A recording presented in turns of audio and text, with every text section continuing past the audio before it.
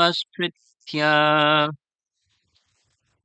Naram Chaiva Narottamam Devim Saraswatim Vyasam Tato Jayam Udirayet. Text 24, 1, 2, 24.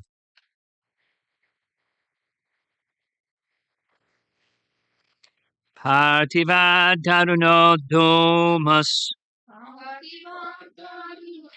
Tasmat Agnistayi Mayaha Tamasastu Rajas Tasmat Sattvam Yad Brahma Darshanam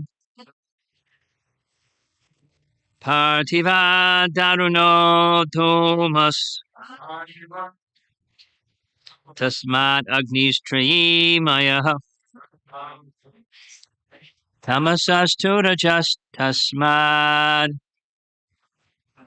Sattvam Yad Brahma Darshanam. Firewood is a transformation of earth, but smoke is better than raw wood. And fire is still better, for by fire we can derive the benefits of superior knowledge through Vedic sacrifices. Similarly, passion, rajas, is better than ignorance, tamas, but goodness, sattva, is best because by goodness one can come to realize the absolute truth. Purport.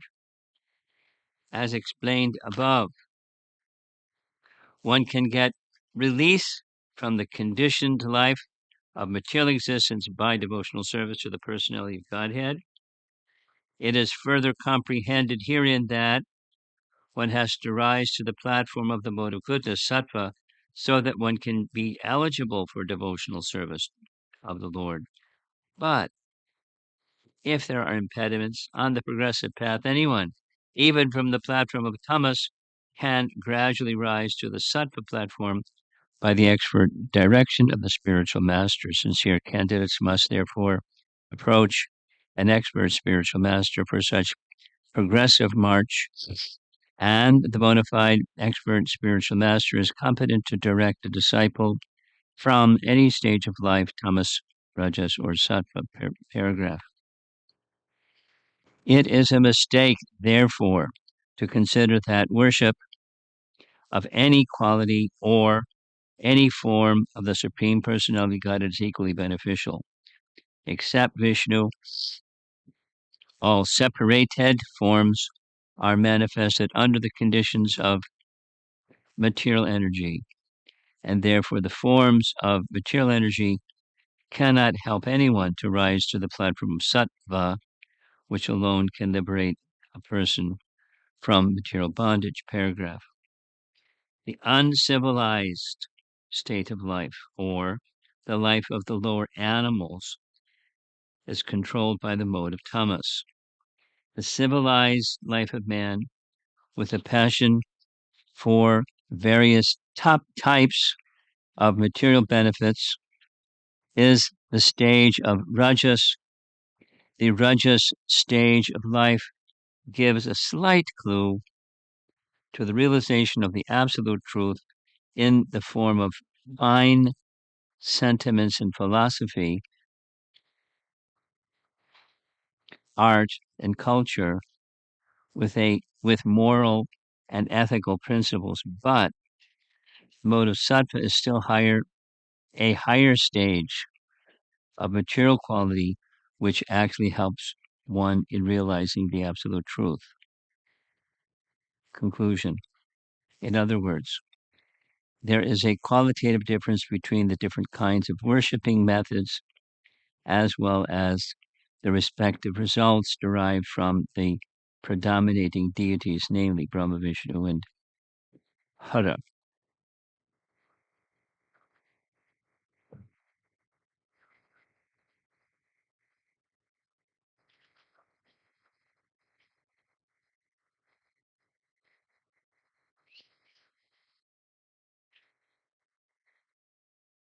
Nama Om Vishnu Padaya Krishna Prastaya Bhutale Shrimate Bhaktivedanta Swami Nityamine Namaste Saraswate Deve Gauravani Pracharine Nirvishesha Sunyavadi Paschatya Desatarine Jaya Sri Krishna Chaitanya Prabhu Nityananda Shri Advaita Gadadhar Srivasadi Gaura Bhaktivinoda Hare Krishna Krishna Krishna Hare Hare Hare Rama Rama Rama Hare Hare. The graduate study of Bhagavad Gita has informed us the same thing that's described in Bhagavad Gita, but more elaborately, and also the same as in earlier verses of this Canto 1, explained more specifically. Yanti Deva Prata Devan, etc., from Bhagavad Gita. There are different destinations for different types of worshippers. Now, the formality of worship does differ. Supposing somebody says, forget it, I'm not going to worship anyone, then there's someone they're going to worship. The formality and the procedure, etc., but is going to be different, is different. But respect towards something. Now, unless one is an absolute demon like Ravana, Hiranyakashipu, etc., where they just respect themselves, but even they wanted benediction from some higher authority, and so became worshippers of some higher authority. In short, worship is an essential part of life. Formality is going to vary. It's an essential part of life. In other words, same thing. Service is an essential part of life because it's the constitution of the soul. You can't take away the constitution of the soul because it's constitutionally part of the soul. Service. And service unto whom? Service unto whatever that something or someone is, then there is some regard for that someone or something. I mean, I'm reminded of Prabhupada's, one of the main points he repeated so many times in his discussion with Professor Katofsky. What's the difference between what you're doing and what we're doing? You worshiping Lenin or worshiping Krishna? You have some authority that you look up to, and you accept his words, and you try to live your life accordingly. So what? And we do that with Krishna. So what's the difference? What's the big difference? In other words, it's just a principle that Prabhupada was pointing out, which I'm repeating. The principle of worship is of the soul. Formalities differ. People may say, I don't worship anyone, but they do. That's just false propaganda or denial, or they worship because it's an essential property of the soul. Then comes the Vedic, more formal process of worship of the devatas. The devatas generally means the controlling personalities in the universe. Those are the devatas. The devas or asuras, and they're appointed by each manu to do their function. But the function is a function that emanates from the source of everything, where everything emanates from. The Supreme Personality of Godhead is the source of everything. So he is the Shrishti, he is the basis and support of the entire creation, and he has a system to maintain it. And the post of the devas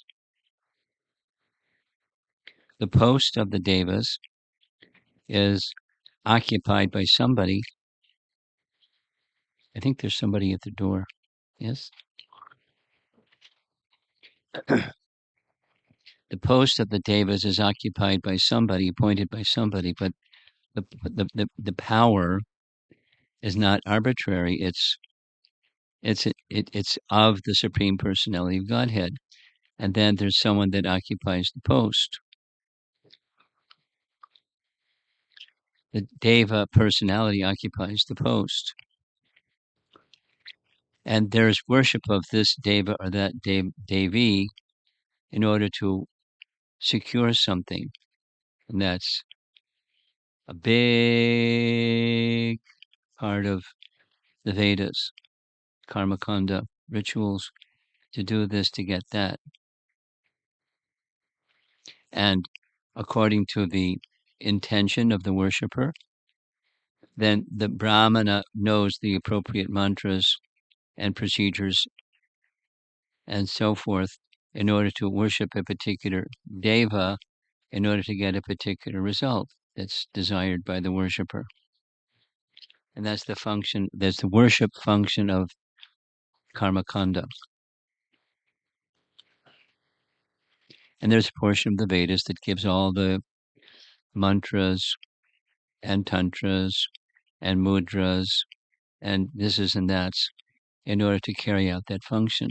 And a very knowledgeable Brahmana knows the mantras and the tantras and the mudras, and they can assist the one who wants to worship. It's the topic for those of you that just came in, is varieties of worship from the Bhagavatam. Those categories of worship are not mentioned in the verse. Rather, the verse is specifically in relation to the modes of nature and the presiding deities of those modes of nature, Rajas, Tamas, and Sattva. They're personalities that are in charge or take responsibility for that particular mode. And there's types of worship that correspond with that mode of nature and the personality, and the destinations likewise are different.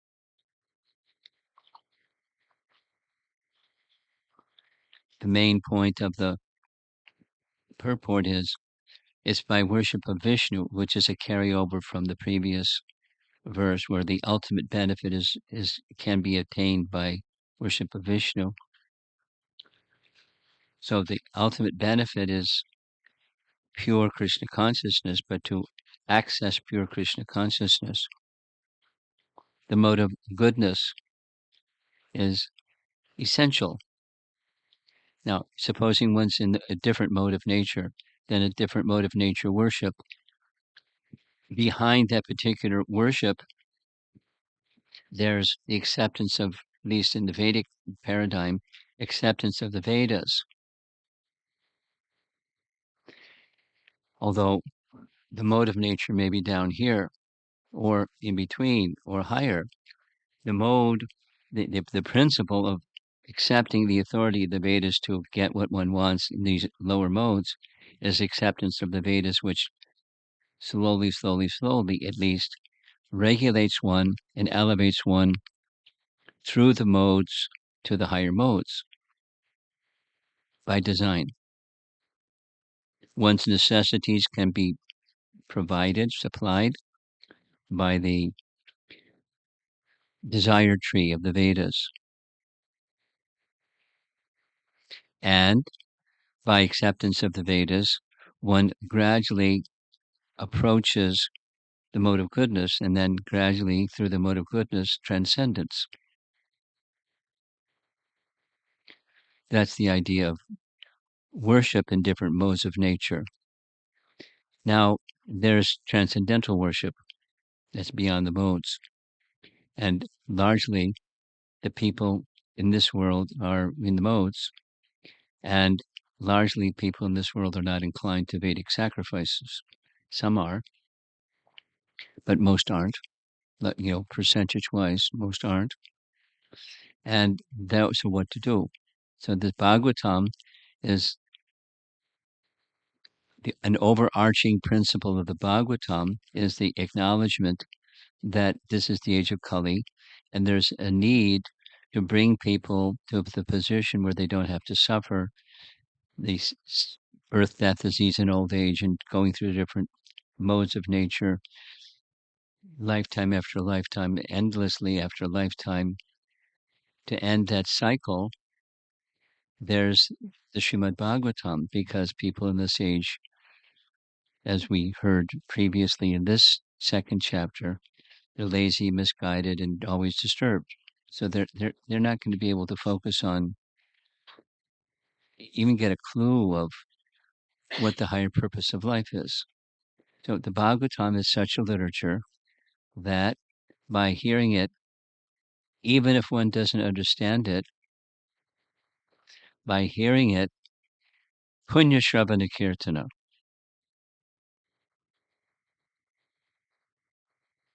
Punya means piety. And there's material piety and there's transcendental piety.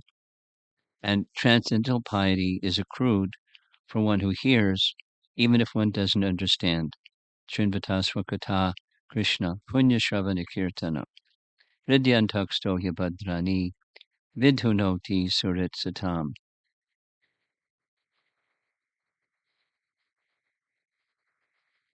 It's that kind of literature. So this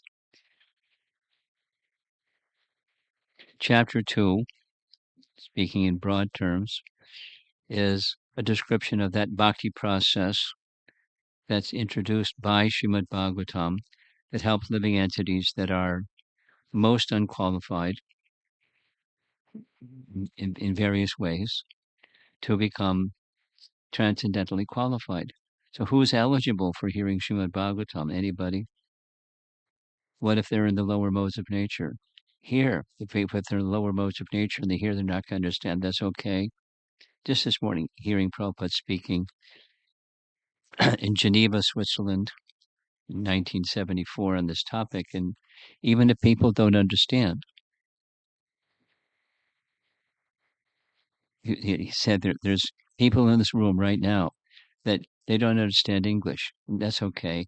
They don't understand English, but it's spiritual sound vibration, and so it's at least a gyata sukriti. Unknowingly, they're getting spiritual benefit, and go on hearing, and gradually that spiritual benefit enables one to understand.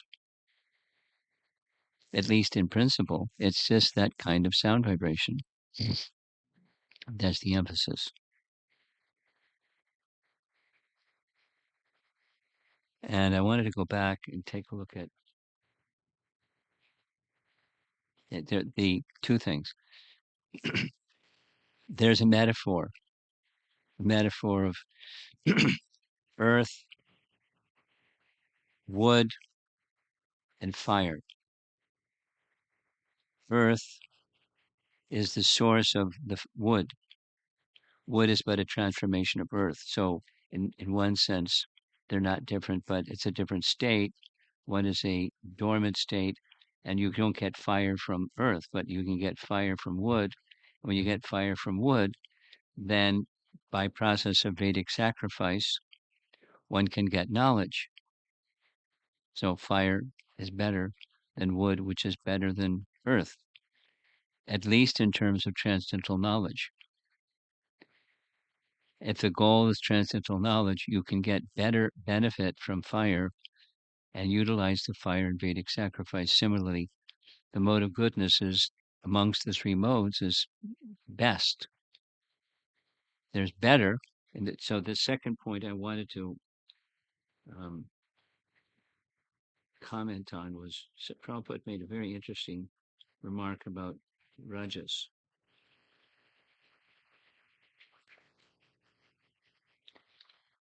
He writes, this is paragraph 3. So uncivilized state, tamas. The civilized life of man, comma, with a passion for various types of material benefits is the stage of rajas. The rajas stage of life gives a slight clue as to the realization of the absolute truth in the form of sentiments in philosophy, art, and culture with moral and ethical principles. Now, I would normally think of a person that has interest in philosophy, art, and culture with moral and ethical principles is more in the mode of goodness than the mode of passion. There must be some trace of goodness in this characterization, but let's say kings or uh, those who are ruled by elevated kings, you know, dharmic like kings, those who are ruled by them, the royal family and the people that are under the care of, they have the means for the cultivation of art, music, and poetry and philosophy. And very clearly, Prabhupada is including that in the mode of passion.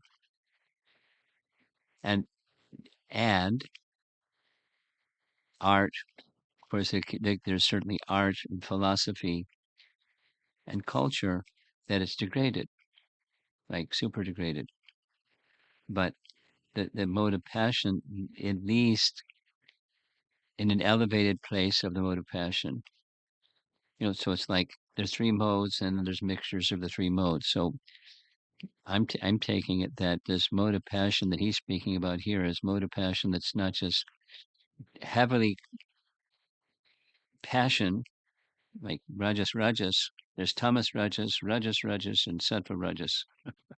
More elevated rajas, where the philosophy, art, and culture with ethical and moral principles help one to attain realization of the absolute truth. It can't produce realization of the absolute truth unless unless it's very Krishna centered, and most philosophy, art, and culture is not very Krishna centered. And so, what to do? Therefore, the Bhagavatam is there for such people, and the presentations of drama and art and music and philosophy that's aligned with Srimad Bhagavatam, then it leads to the upliftment towards realization of transcendence or realization of the absolute truth leads to, and that's Srimad Bhagavatam culture.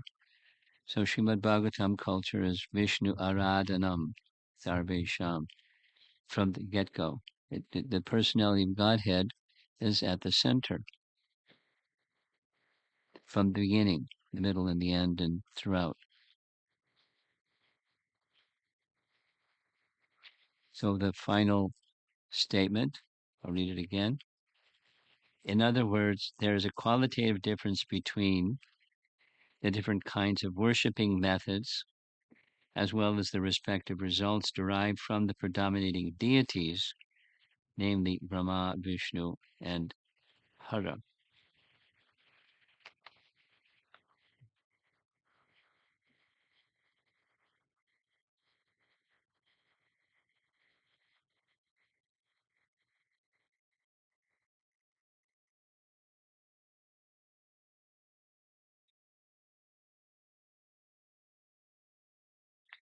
The predominating deities of something or some place or some activity become important.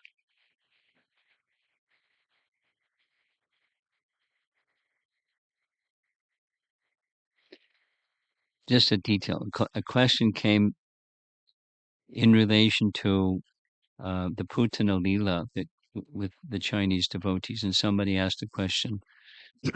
When Krishna was taken off the chest of the 12-mile long Putana by the gopis and the gopas, they did rituals for the eradication of evil omens or spooky influences so that Krishna would be protected. And they used a process very similar to what our application of tilak is, reciting Vedic mantras. And there's details and details and details that's found in that section of how the structure of the mantras that they chanted, the different names of Vishnu that they chanted, because of course Krishna is their beloved center of their life in Vrindavan. So they're not uttering Krishna's name, they're uttering Vishnu's names. So this devotee asks, why do we use these Om Keshavaya Namaha, etc.? We could just say the Hare Krishna mantra. That was the question. Because Hare Krishna mantra includes Krishna, and Krishna includes everything, so why do we not do the other? Or why did the Brijvasis, so the Brijvasis, it's a little easier because they didn't see Krishna, the Supreme Personality of Godhead, by the influence of Yogamaya. They saw Narayana in the various manifestations of Narayana and the position of the four symbols. There's different names, and they recited those names and applied Kaudong instead of Tilak in different parts of the body of little Krishna, saying mantras and so on and so on. So the names of Vishnu, although Krishna is the source of all the expansions of the personality of Godhead, we don't minimize or belittle the names, the other names of Krishna from those other positions. In Vrindavan, they did what is the practice of for Vaishnavas, worshippers of Narayana, worshippers of Narayana from other traditions than the Hare Krishna movement. They have the same mantras. It's just standard procedure for purification.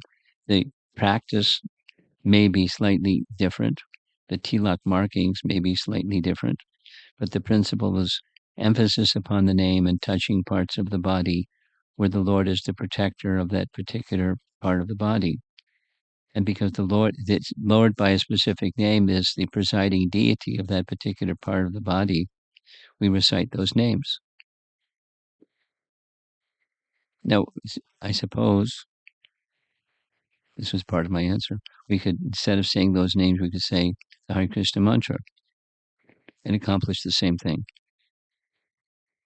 We don't do that. We do what the tradition is that for all Vaishnavas, and it's just fine. Hare Nama, Hare Nama, Hare Nama Eva Kevalam. It doesn't say Hare Krishna mantra Nama. Hare Nama Eva Kevalam. Kalo Nasteva Nasteva Nasteva Gatiranyata.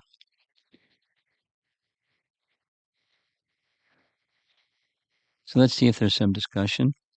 I'll read the verse again.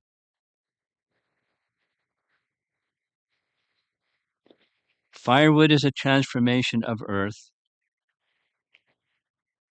but smoke is better than raw wood, and fire is still better, for by fire we can derive the benefits of superior knowledge through Vedic sacrifices. Similarly, passion, rajas, is better than ignorance, tamas, but goodness, sattva, is best because by goodness one can come to realize the absolute truth.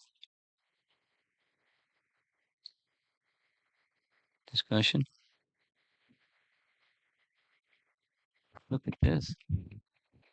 Go ahead. Here comes the microphone. You mentioned how odd philosophy is Rajas, but if it's centered around Krishna, it's Sattva. What if it's centered around some sort of demigod or deva? Passion.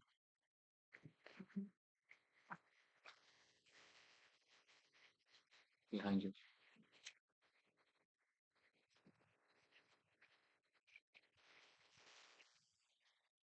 Hare Krishna, Guru Maharaj.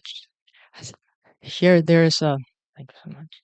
Here's we see the verse is saying is the analogy in the verse is fire can help us do the Vedic sacrifice, and similarly, the mode of goodness is favorable for one to come to realize the absolute truth. Yes.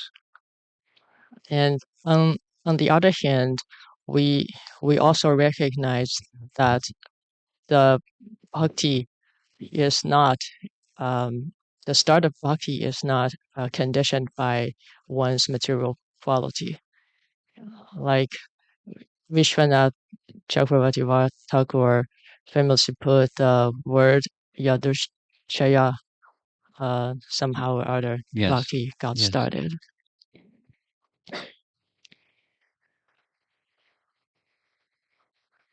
And, yeah, and then another thing I noticed is here the Vedic sacrifice is the term for that is Tra-i, which is translated in other places as three Vedas.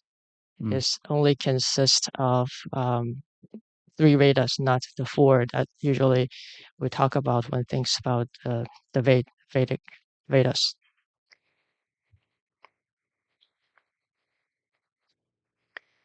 Yeah, and then I have one last point I want to share is Srila Prabhupada mentioned about the importance of spiritual master in this Yes. in this connection, and I think that's actually very important. For example, we can think about the uh, childhood experience of Dhruva Maharaj.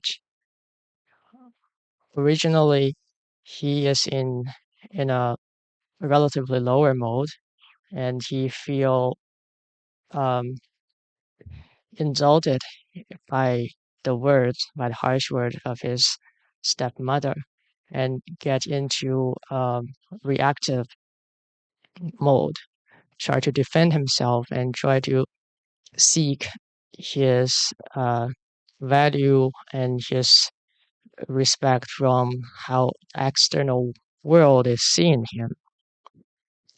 And but by by the direction of Narada Muni, his spiritual master, he was able to find that real um, value of the self through devotional service in connection with the Supreme, and that's when he is more uh, situated in a, you can say, Shuddha Situated Sattva, in a what? s- situated in a real, see his self value in relationship with Self-value. the Okay. absolute truth.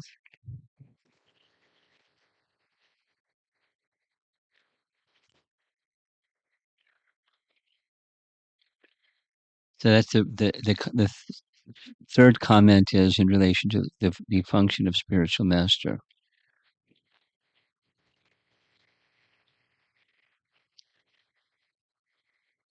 A part that I like in that exchange with Narada Muni is Narada Muni was examining him before he gave him the mantra and the process. He tried to, you know, he tested him, tried to dissuade him from his determination, and his determination was unwavering. In part, his determination was unwavering because of his regard for his mother. And when he said to his mother, "This is what I want," and she said, "The only person who can give that to you is Vishnu." Great. How do I find Vishnu? So his quest for looking for Vishnu came from his mother, and that came from her answer to his desire for passion and ignorance, revenge, retribution, get back. But his mother directed him to Vishnu, and Narada tested him. So that's the function of spiritual masters, then assisted by persons who may direct one to the right goal, if one has an understanding of the right goal. Now, it doesn't say, I've not come across anything that says what her practice was like. What was the basis of her giving that advice? She obviously had some scriptural understanding, but what was her actual practice? I don't know of anything that says what her personal practice was. But she had faith in the principle. Vishnu can make any arrangement. Impossible, no problem.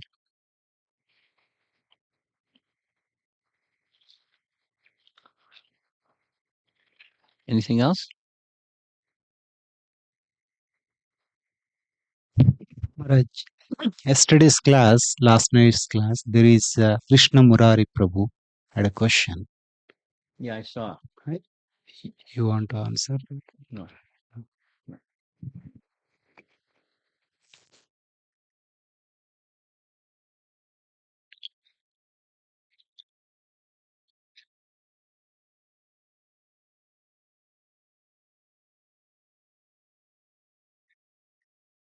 Srila Prabhupada ki jai.